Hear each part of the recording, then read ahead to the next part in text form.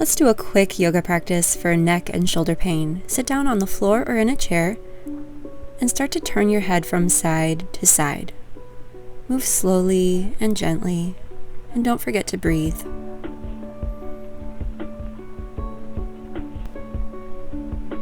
Bring the head back to neutral so you're looking straight ahead, and stack one elbow on top of the other, hug opposite shoulders, or take the full bind if that feels good for you.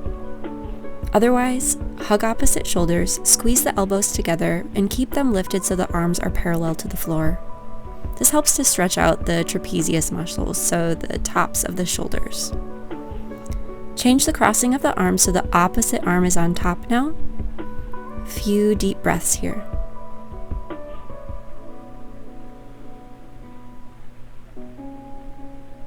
Now let that go and stretch it out.